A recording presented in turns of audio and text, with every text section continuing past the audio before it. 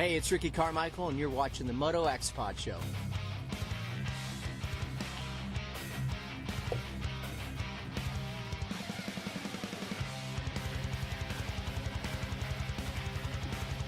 What's up, you guys? Jeremy McGrath here.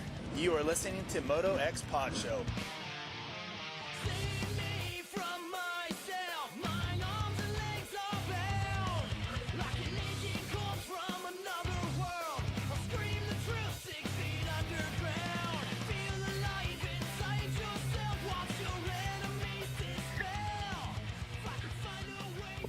What's up, everybody? It's that time again. The Vital MX MotoXpod Show is back, as always, presented by Boyson and Race Tech.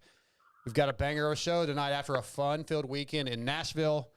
Tonight, we have factory HRC Honda's Chase Sexton after his win, the 2022 250cc West Coast Championship mechanic for Christian Craig, Brent Duffe, who is also the current mechanic for Haiden Deegan. Then privateer David Pulley will join. But before we get to all those guys, my co-host tonight, as always, working the cameras, YouTube chat, Scott Thompson. What's going on, man? What's going on? I don't think I've ever heard you use the word banger before. Well, you just did. Oh, wow. It was a already great show. We can just end it right now. It was a banger of a weekend. We're not gonna get to too many details of why it was that way, but we might talk about Nashville a little bit. On the line with me, my friend, my co-worker from Vital MX, Lewis Phillips. How we doing, Lewis? Hi, Jamie. Hi. It's good to talk to you, man.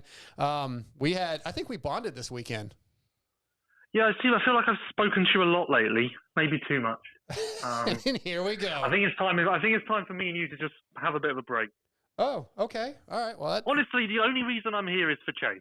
So can we just get to that part and then I'll hang up? Okay. Yeah, let me see if I can get him on the phone right now. Before we do that, though, in studio, once again, Texas privateer, Doc Smith. Howdy. Major second day show. Yeah, day shows. Apparently, from now on, just sign up for all the races that are day races, and you're good to go. I guess Nationals, here we come, right? Yeah, hopefully. Good to have you back in studio. Let's get to the Boyson discussion, but before we do that, let me tell you about Boyson's Factory Racing Rider Support Program. It's a comprehensive support system for motocross and off-road riders. The program offers participants exclusive access to Boyson's products, yearly discounts, and the potential to become one of their new product development test riders. Join the community of Boyson Factory Flyers by visiting boyson.com and applying today. Lewis, before we get into Chase, I got another topic I want you to join in on. So I guess during the TV broadcast at some point, Daniel Blair made a comment about maybe making what it would be like to make the 250 Regional Supercross Series a national series. This has been talked about time and time again. There's positives, there's negatives. What are your thoughts? What are the positives? What are the negatives to it being a national series?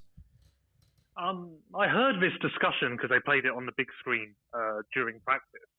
And I heard one of the commentators say that a negative is that we would lose rides because then Pro Circuit Star wouldn't feel obliged to run 5 riders because they could get away with running 2 indoors, 2 out, and that would be it. So I think everyone says a negative is that you would lose rides, you would lose jobs.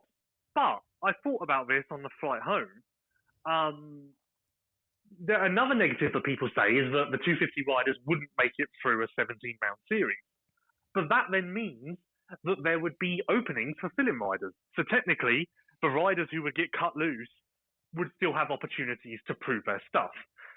So that's one of the negatives I've heard played out, and I've kind of decided that actually maybe that's not a thing. Obviously, a fill-in ride isn't as good as having a permanent ride, but it's still an opportunity. A positive is that the 250, I'm not sure, has there been a single race this year where the 250 class has been like, to use your words, a banger? That's the word of the night. maybe A2, the Triple Crown was pretty good. Yeah, that was very good. But yeah, overall, no. Then I think that's part of the problem is that it's kind of a light field. And I don't really understand, Scotty, and I'll get you back on this, Lewis, and Doc also, but when they say the 250 riders couldn't make it through a 17-round series, why not? What's the difference in them in a 450 ride other than experience? Maybe, I mean, obviously that's a big part of it, but they're younger. a little bit younger. They might be in better shape or more likely to take a hit. I don't know. Like, I don't think that's a legitimate reason that they couldn't make it through. Half the 450 guys can't make it through a 17 rounds either. Clearly, we lost half the field Saturday night. This weekend. Yeah. Yeah. Yeah, I mean, you also see guys that, you know, if they go out in the first or second round and then the championship's pretty much over. I'm not saying that they'd still be in the championship fight, but you know, you could get out in the first, second round and then come back and still make contingency, make, you know, sponsor money and do that at the end of the season just as well as getting, you know, you still get dollars for the team if you came back, so you would get more time to heal and be back for the rest of the season. And then also, you know, the not being as many spots thing is I would think that, you know, I would rather have 4-1 odds of one of my riders doing good than 2-1. So I would rather see you go ahead and, you know, fill those spots and have 4 pro circuit guys, let's say, because chances are one of those are going to do good. You're saying the way it is now, they have more riders. Well, if we made it a full season, then keep the 4 riders. Oh, but they probably wouldn't because that's what I'm saying. I don't get that because why? Because I would rather have 4 chances for a rider to do good than 2. But that's going to cost the team more because they're paying X amount for half. Basically, they'd have to pay the riders more money to race more races. So then they have to double the money for all the team. Yeah, having them at all the races. And then you have to have more bikes at all the races, which sometimes the bikes are already on the truck, but usually not always. Well, you have to have if you have 2 250 riders right now, you'd have to have 4 riders, 4 mechanics, 4 bikes. So those mechanics don't double dip. That's what I'm saying. Like right now, there might have been 2 mechanics at Nashville, but there would have had to have been 4 mechanics at Nashville now. So 4 flights, more hotels. It's going to cost. Oh yeah, I see what you're saying. It's going to cost more, but for you, Doc, for a guy like yourself who's struggling to get in, if it was a national series, all 17 rounds, we now have a full field almost of quote unquote more factory riders because everybody's racing. Your opportunities lessen. Yeah, but I think that also gives opportunity for me to prove myself more.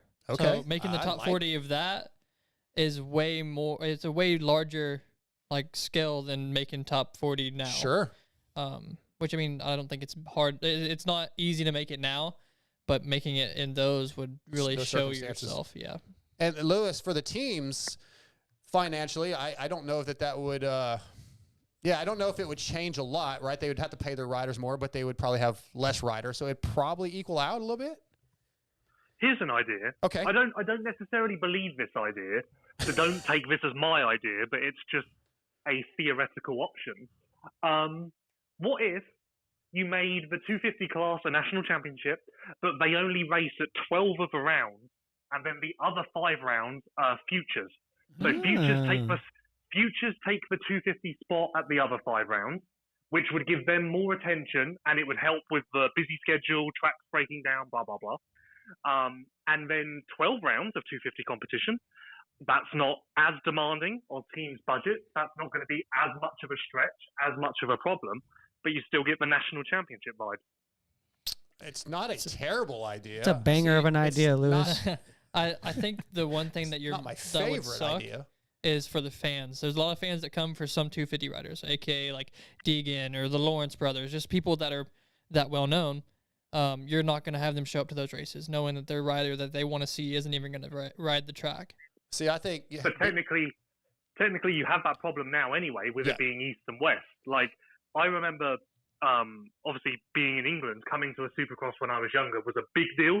And I remember coming to my first one, Anaheim 1 2007, and when I saw who was racing West versus East, I was crushed. So I was like, all of my favourite riders are on East. So like, what am I doing here? This is terrible. Yeah. Obviously, it's not that dramatic, but that is a real issue at the moment with the coast being split.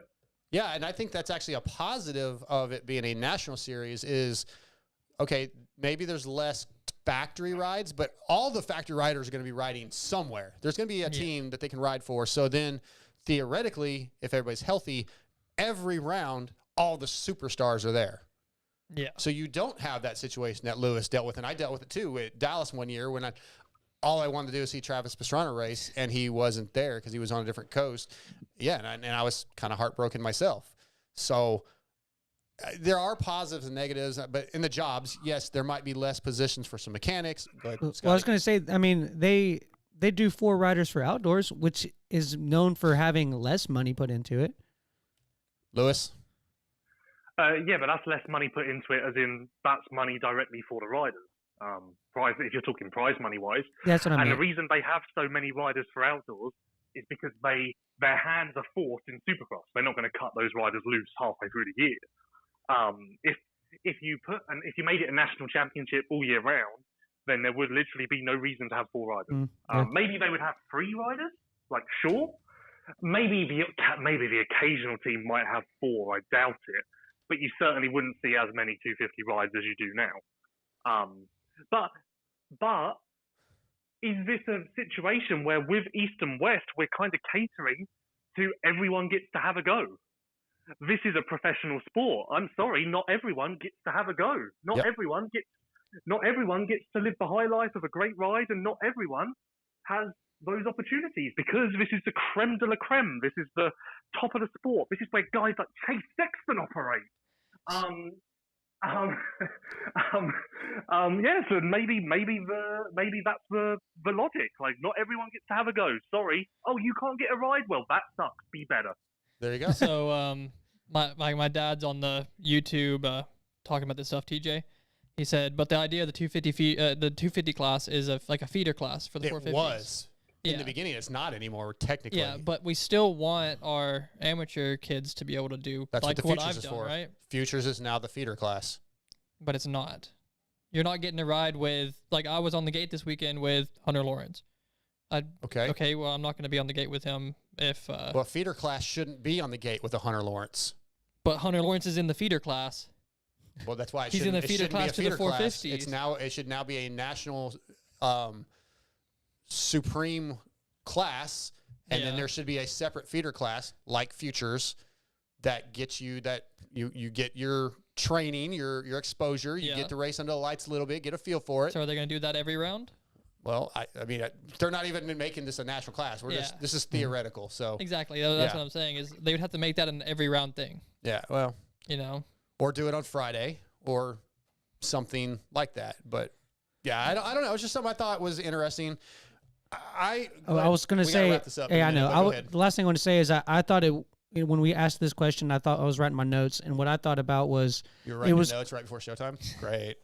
When you texted me earlier, just kidding. When his face, it was cool. You wanted me to wrap it up, and then now you made it longer. All right. Okay, so it was cool to say, like, guys like Mike Brown and Ryan Hughes and Lamson and stuff like that, when they were riding they'd be older and riding the 250 class or the 125 class then, and I thought that was cool. It made those championships a little more tough, and so I think you would see some more of that. Making some guys are good on 250 bikes or the lighter class, so I think it would be cool to see some of those specialist guys make it hard for you to win a 250 championship.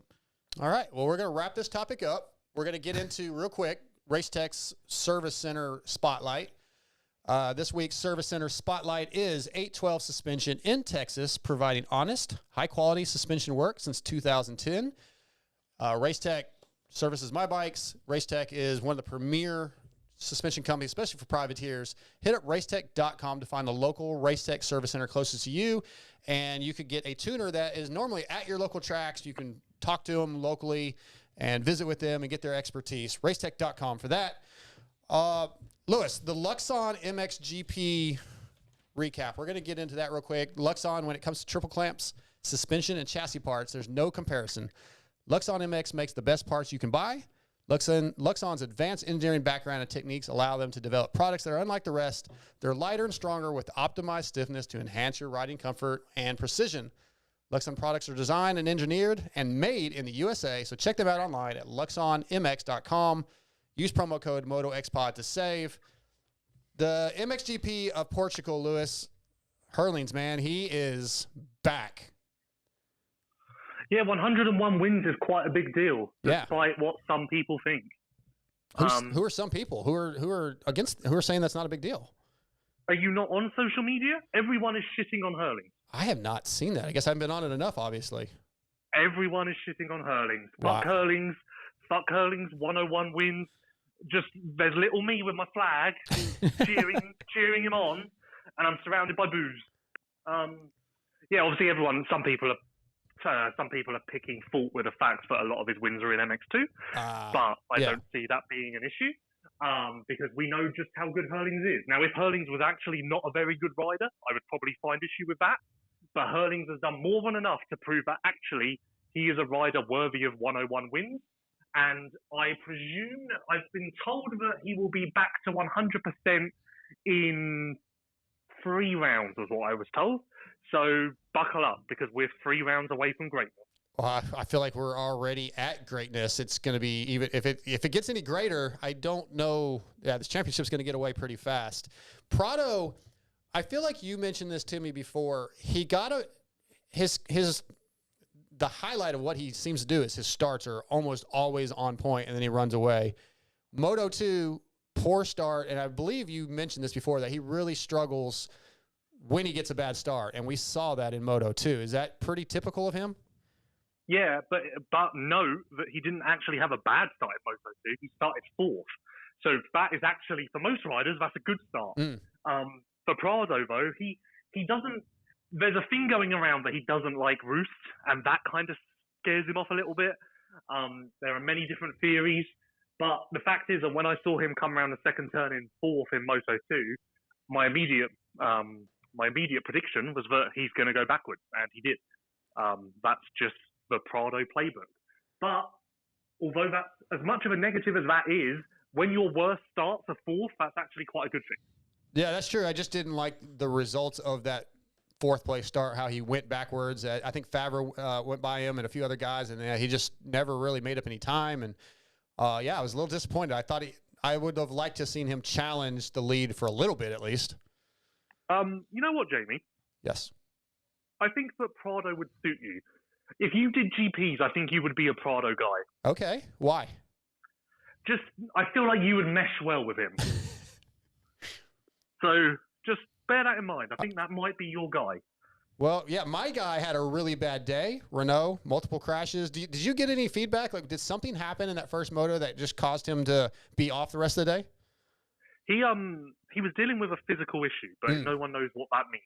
Okay. But last year at Agada, he went 11-11. So maybe that track just has bad juju for him, or bad vibes. I don't know. Not juju as in Julia Bummer.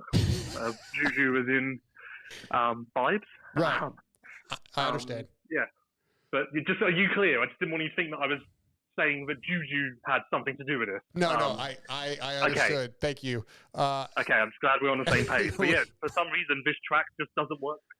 The track was not great, right? They watered it a little too heavily, it seemed like, for MX2 Moto 1, and then I guess it's real pebbly and kind of a deceptive-looking track on TV. A lot of traction struggles.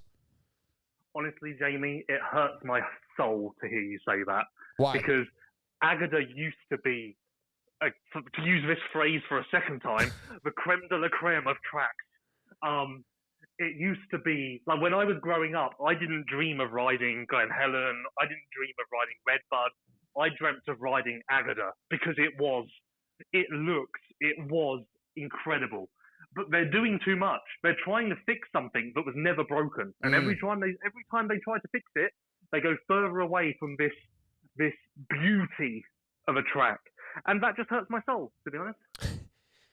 Well, I mean, I guess I need to go back and watch some classic videos from there because, it didn't look great. So watch 2004 Agada, and then you'll go, oh wow, that track looks amazing. I'll watch that right after I watch 2018 Red Sands. Why? Oh yes, you can do that. Yes, as well. Darian, how do you say it? Sanye? Darian Sanai, 4 seconds a lap faster. Yep. My eyes popped out of my head every lap he came by. It's like, I cannot believe it. I got to meet Darian, Scotty, and Doc this weekend at the Monster Party, and Lewis told the story. Darian's a great guy, and he was Lewis was very, very high on this race. So I have it actually. Every time. Yeah, I have it in my queue to watch. Real quick, MX2 class. You want to know